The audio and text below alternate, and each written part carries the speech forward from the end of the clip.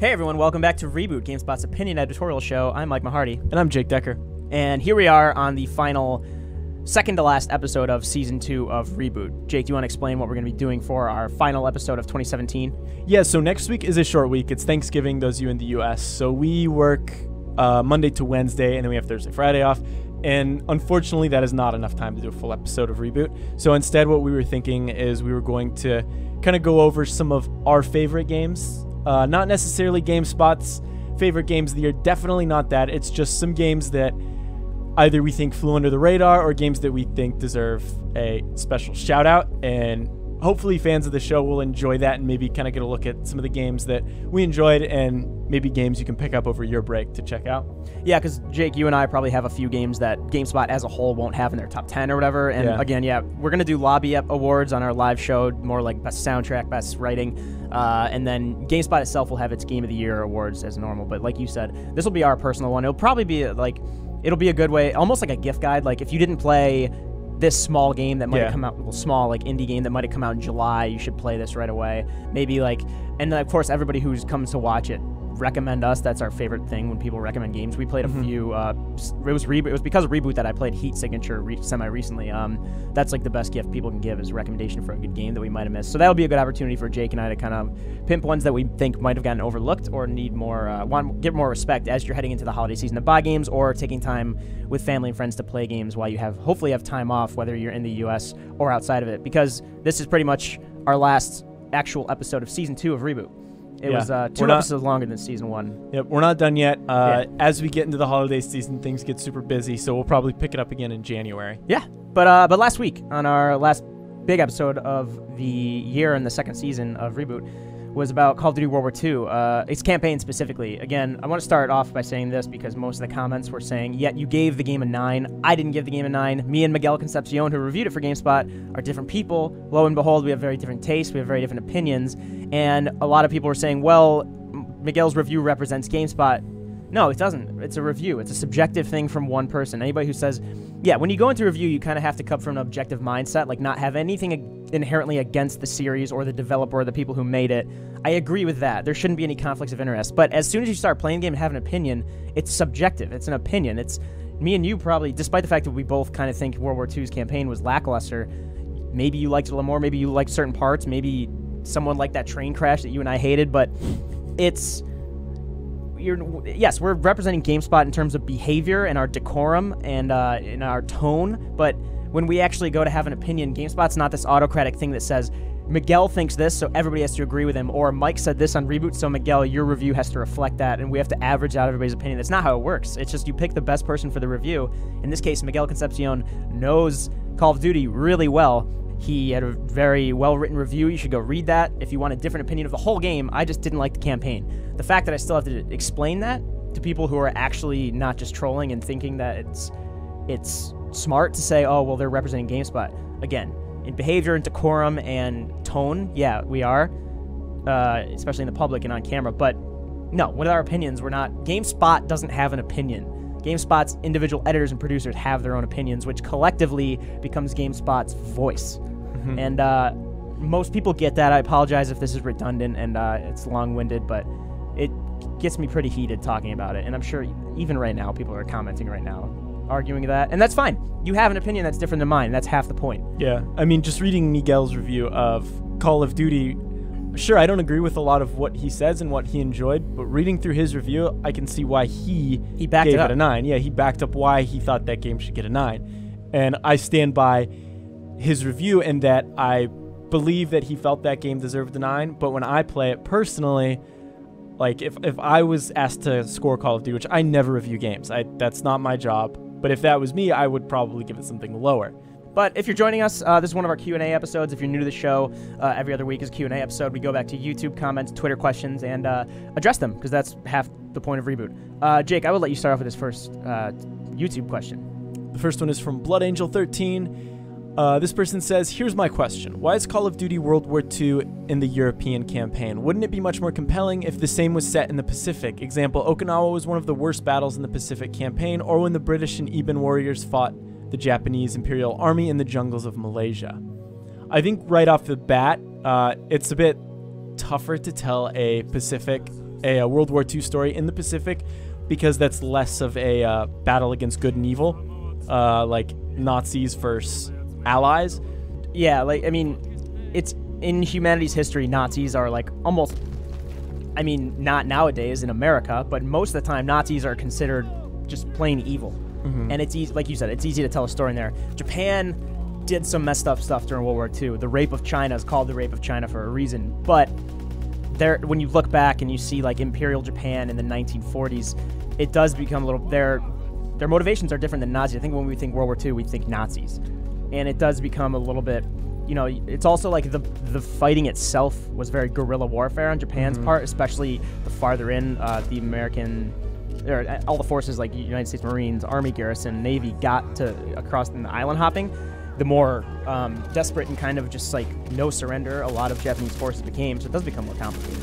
But yeah, I mean, like Medal of Honor Rising Sun I thought was fun. That was less actual trying to be authentic. That was more like the Medal of Honor. The farther they got, you were like a secret agent kind of. And World at War? Yeah. Too. World War, yeah, between the Russian front going into Germany and Pacific Theater, yeah, like Guadalcanal, if I'm, Iwo Jima was the beginning? Yeah.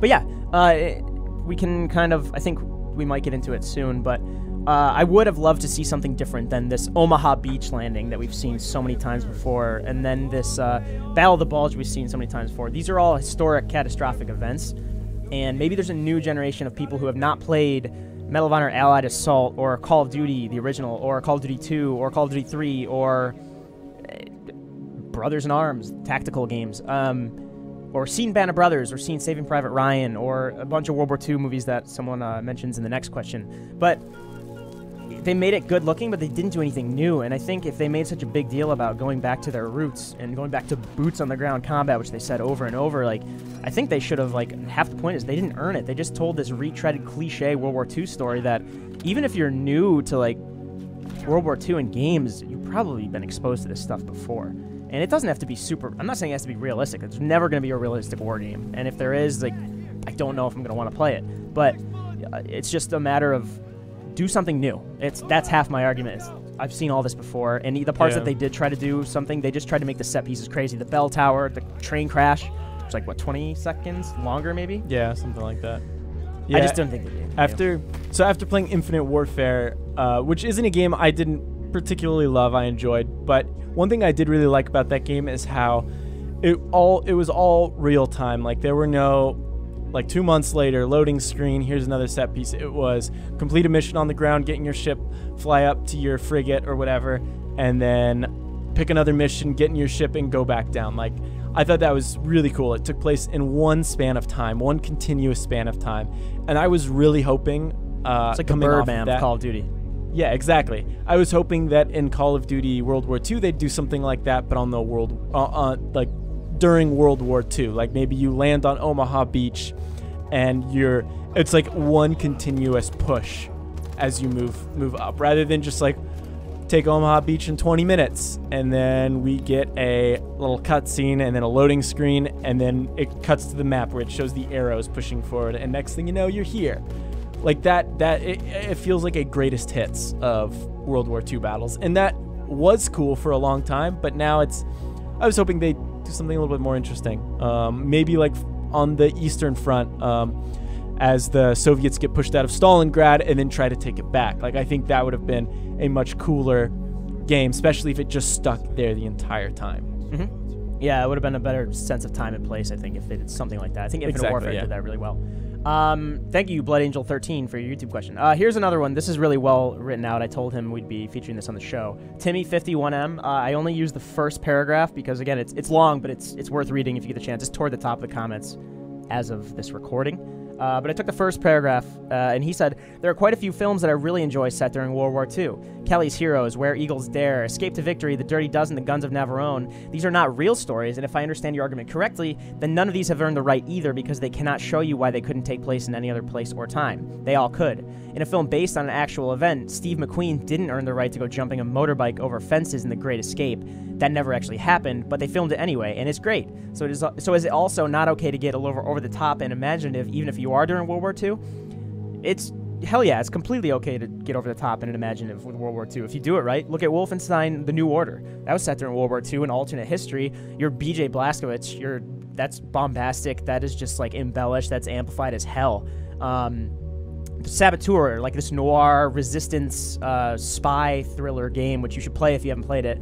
How many years ago was that? 2011, 2010 now? I think 2010. Overlooked game. You should check that out if you want like historical fiction that uses it uses its setting, its World War II setting, to propel the story and to tell a cool story. Like, it could have been told, like, if it was like resistance, like if you wanted to get more modern, it could be told like from Iran or like Iraq or something modern, but they use the World War II setting to propel it forward in terms of as far as it's like a period piece. But World War II, to answer your question, Timmy51, many of those movies you mentioned, except for Kelly's Heroes, I've seen all of those. I love The Dirty Dozen. I love The Guns of Navarone.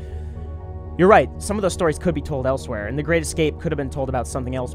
But I still think they use their setting to amplify the story, right? They use that time period to comment on what was going on. And I don't think World War II did. I think it was generic cliches with Lieutenant Turner and Sergeant Pearson. Of course, the compassionate lieutenant versus the by-the-books, mission-oriented sergeant.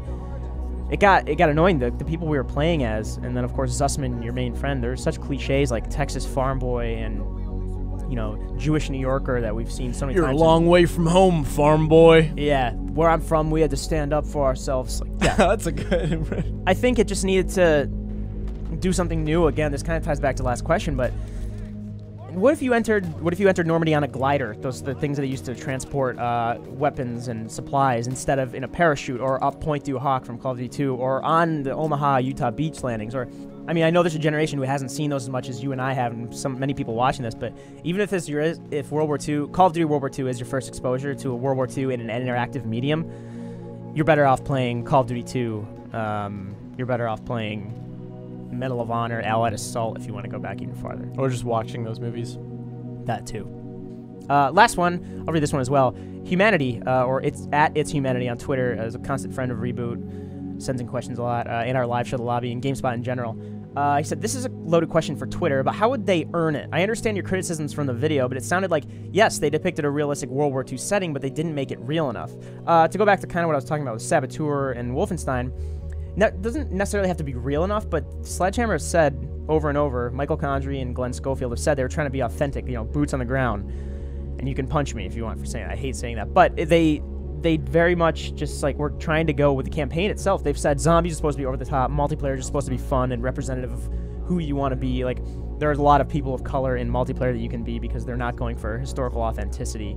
And in the campaign, they kind of touch on the white soldiers' relationship, or at least like astonishment that there's a black man in the army, which was, I wasn't there, but I assume that was really realistic because there were not many people of color in combat in World War II. There were, definitely, same with World War I, like the Harlem Hellfighters, but it wasn't prevalent.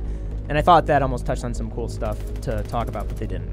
I think it wasn't tonally consistent. Like, they like half-assed the authenticity with Call of Duty World War II, but then all of a sudden there was this 40-second train crash or this like bell tower thing escape where you feel like a secret agent. I felt like James Bond when I feel like they were trying to make me feel like a regular soldier. And I feel like it was just split down the middle.